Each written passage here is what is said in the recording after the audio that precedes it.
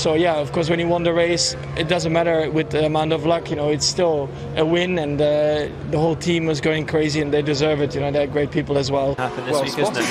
I did, and you know, Simon was obviously one of the key parts underneath Martin Whitmarsh when McLaren were, you know, dominating.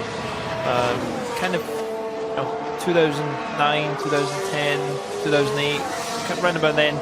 And then obviously he was kind of someone in the middle who went into force. Tyres back. Anybody who came here last time they tested in 2012 and gathered loads of data, that's now been rendered irrelevant. They might have had an advantage for the first 10 minutes, and certainly in some simulation, but the engineers were saying yesterday in the paddock, but after about 3 or 4 runs and about 25 minutes, then all the other teams who haven't been here, haven't got any data about the track.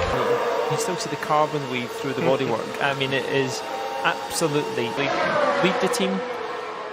When you've got Sebastian absolutely on it, you know, not down in any way, like for like, confident, I think he's probably a faster driver over a lap. Yeah, I'd agree with that. But the evidence is wheel-to-wheel racing. Is that the right person in the car? Again, this is the harshness of the sport. It's not the first time it's happened. I'm sure it won't be the last. And you've got to say, with Sebastian's experience, it's something that I think will only benefit the team moving itself forward. How long it's going to be there, we're going to have to wait and see. But I think at the end of the day, to me, it seemed a logical choice. So Sergio got a bit unlucky last week with the safety car, having done the pit stop, was in a good position, a good solid position. Would he have won the race if he lined up in the front row at that restart? It's in there that are causing an issue, and Sebastian's head doesn't seem to... At that race, and look, 20 years ago today, Kimi Raikkonen, his first Formula One test for Sauber, took place here at Mugello. Have you had your sit down yet with Kimi Raikkonen to talk about this? Yeah, lovely chat with him about it, and yes, amazing. It's 20. The ability to bounce back from difficult times, and that's exactly what we are trying to do at the moment, is to try and bounce back and have better times coming in the races and seasons to come.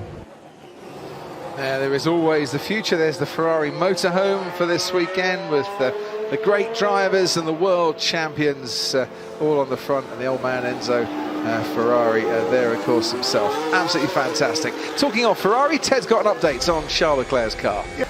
Then you're not going to pick up much time, if any.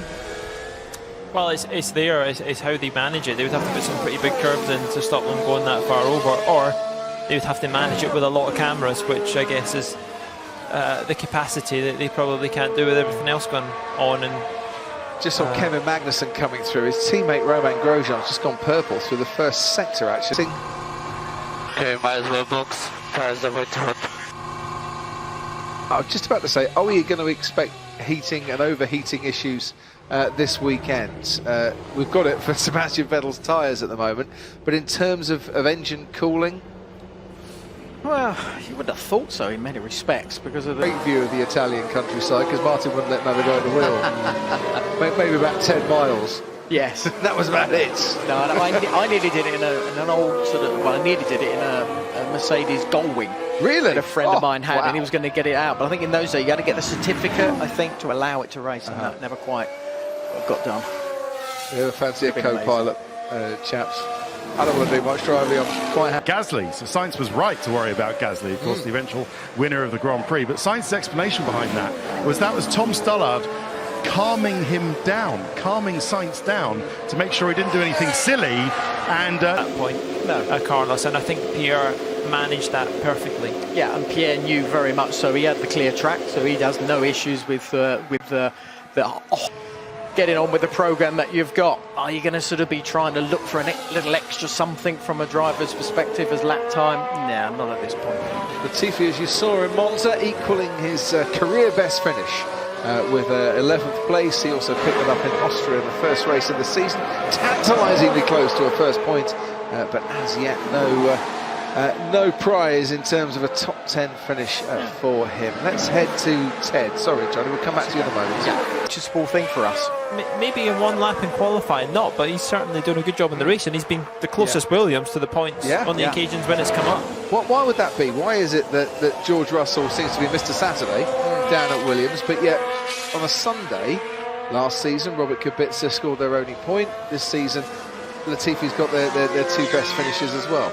Well, for me anyway, together at a given weekend, and that is where these sort of championships are normally lost, because Lewis will do it pretty much consistently throughout the season. Now, if we see a Mercedes and a Red Bull separated by 4/100ths of a second this afternoon, then we're going to start getting really excited for qualifying, and we're going to jump up and down and think, yeah, this could be really good, couldn't it? Yeah, a great start to a Grand Prix we had on the screens at the moment. And if we see a Ferrari 3/10 back from the fastest time, it'll be like, yes, quite like a bit of this as well. With that new slick paint. This session, the first practice session in F1 here at Mugello, and it's Valtteri Bottas for the 5th week in a row is the fastest driver on this Friday morning.